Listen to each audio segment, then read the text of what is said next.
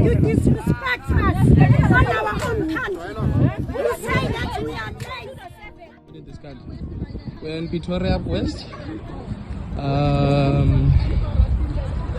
This is really, really upset. They fail to do these things in their own countries. Why can't they open their churches in Zimbabwe? Why can't they do this? Why can't they do this in Zimbabwe?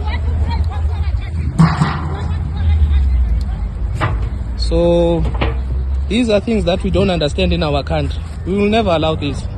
Never. We will never allow this. We will never allow this. These makeshift structures, we will never allow this nonsense. So we are taking down this church. There it is. You come and do shrines here. You are doing offerings here. Look at what these people are doing here in this country. Look at what these people are doing in this country.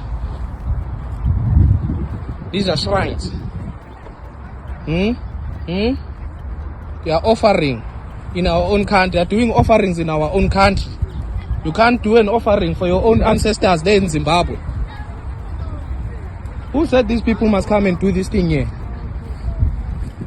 Look. We will never allow this. This is our country. Before we examine recent controversies, let us be clear about what our Constitution actually guarantees.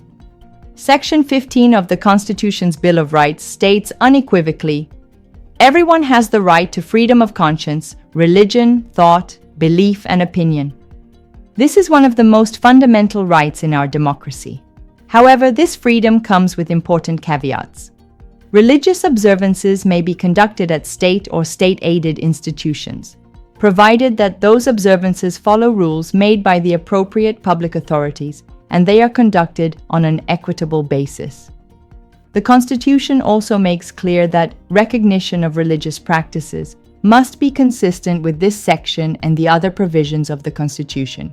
Crucially, Section 36 of the Constitution allows for the limitation of rights only in terms of law of general application, to the extent that the limitation is reasonable and justifiable in an open and democratic society based on human dignity, equality, and freedom. What this means in practical terms is simple. While everyone has the right to worship freely, this right must be exercised within the framework of existing laws. No constitutional right, including freedom of religion, is absolute or exempt from lawful regulation. Now, let's address today's central question. What happens when religious practice conflicts with immigration law, municipal regulations, and basic legal compliance? The recent incident involving Zimbabwean nationals conducting religious activities has sparked heated debate. But let's be clear about what actually transpired. The core issue was never about preventing these individuals from practicing their faith. The argument centered on legal status and proper documentation. Consider this perspective. If you are an undocumented immigrant, regardless of your nationality, you cannot simply invoke religious freedom as a shield against immigration law. This is not persecution. This is basic legal compliance that every sovereign nation expects and enforces. To put this in context, imagine South African citizens crossing into Zimbabwe illegally and establishing religious gatherings without proper documentation or permits. How would that be received? The answer is obvious. It would be considered a violation of Zimbabwean sovereignty and law. Unfortunately, this case is not isolated. We've observed a troubling pattern of organizations operating outside the law while claiming religious or charitable purposes. Take the case of Favors Cathedral Church, which has been operating without proper municipal permits. Reports indicate that this establishment has been illegally connecting to municipal water and electricity services, essentially stealing from public resources that belong to all South Africans. So this morning we joined Councillor Ragabe. We are at the Favors Cathedral Church, which is corner of WF Ngomo and Beitekant. As Councillor has said, we've uncovered things that should never be uncovered in the church. We have disconnected their water because they've breached their water. We have disconnected electricity because they've breached. These people have been taken to court, and their matter is with the High Court. But while we are busy, with the High Court process, they have extended here. If you see the structures at the back and the structure behind us, these are not approved by the city of Tshwane. And there was a complication because the person who's been running this church has been running this church for a number of years, but it's not the owner. So we're busy now locating the owner while we're dealing with the bishop who's been occupying, but not only occupying, busy with illegal activities in the church. I don't know, residents of Tshwane, if the bishops of churches can stoop so low to criminality, how much more about the criminals that we deal with in the streets. So this church now, the colleagues are busy finalizing the paperwork. We are closing down this church. If you look at the capacity of the church, you will see that they're supposed to apply for job services every time there's church here, so that there's no accidents that cannot be prevented. They must actually, in terms of the capacity, they must have ambulances on site every time they hold the church because of the size of the capacity. But they've not been doing that. I don't know the arrogance of church leaders thinking they can get away with lawlessness as well. So we're appealing not only to business, not only to residents, but these are leaders of society. Faith-based organization leaders are leaders of society. They must do the right thing as well. So we are closing this down. So the people who are members of this church, they must understand that they are not allowed to congregate here until the city opens up. But I think, Councillor Ragabe, this is one of the cases that you have identified to say the city has been turning a blind eye. Can we finally do something? And I think the work must continue, and will continue to monitor, especially in states. So thank you so much. The mayor's response was particularly insightful when she noted that religious leaders are not just leaders of their congregations, but leaders within the broader community.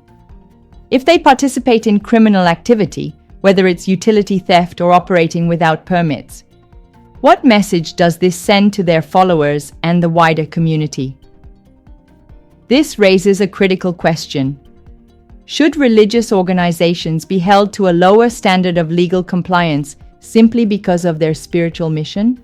The answer, according to our constitution and legal framework, is a resounding no. What makes this situation even more concerning is the selective outrage we often witness. When we report on violations by individuals from neighboring countries, some accuse us of targeting specific nationalities. This is not about hatred toward neighboring countries or communities. It's about consistent application of the law. A truly non-racial society is one where everyone, regardless of their background, is held to the same legal standards. We examine violations by other groups, including incidents involving people of different racial backgrounds engaging in similar illegal activities. The same legal standards must apply. What might differ is the volumes of the reports for one simple reason. Our neighbors are good at violating, so their reports cannot be measured against other nationals. But the recent case involving unauthorized land occupation by individuals who happen to be of Indian descent illustrates this point perfectly. The law doesn't discriminate based on race, nationality, or religion. Illegal activity is illegal activity, regardless of who commits it or why. وأصحابه الذين قاموا بإقامة الأحكام وبذلوا أنفسهم وأموالهم في سبيل الله فيا لهم من كرام وسلم تسليما كثيرا الله أكبر لا إله إلا الله والله أكبر ولله الحمد. أما بعد فاعلموا أن يومكم هذا يوم عيد شرع لكم ما فيه مع أعمال آخر قد سبقت في الخطبة قبل هذا العشر ذبح الأضحية بالإخلاص وصدق النية، وبين نبيه وصفيه صلى الله عليه وسلم وجوبها وفضائلها، ودون علماء أمته من سننه في كتب الفقه مسائلها. الله أكبر الله أكبر، لا إله إلا الله والله أكبر، الله أكبر ولله الحمد. فقد قال عليه الصلاة والسلام: ما عمل ابن آدم من عمل يوم نهر أحب إلى الله من إهراق الدم، وإنه لا يأتي يوم القيامة بقرونها وأشعارها وأضلافها. While these debates rage on, we must not lose sight of the real victims in this situation. There are countless legitimate religious organizations, including many foreign-led churches, that operate fully within the law. They obtain proper permits, pay their taxes, register with authorities, and contribute positively to their communities. These law-abiding organizations become victims when illegal operators give religion a bad name and when authorities are forced to crack down on all religious activities due to the violations of a few.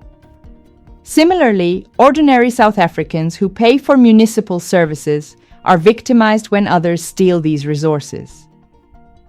Community members who follow proper procedures for establishing organizations are disadvantaged when others simply ignore the rules. Freedom of worship is indeed a cornerstone of our democracy, but it cannot exist in a vacuum divorced from legal responsibility. The solution is not to curtail religious freedom, but to ensure that it operates within the bounds of law. Religious organizations, both local and foreign-led, must understand that they have both rights and responsibilities. They have the right to worship, to establish congregations, and to serve their communities.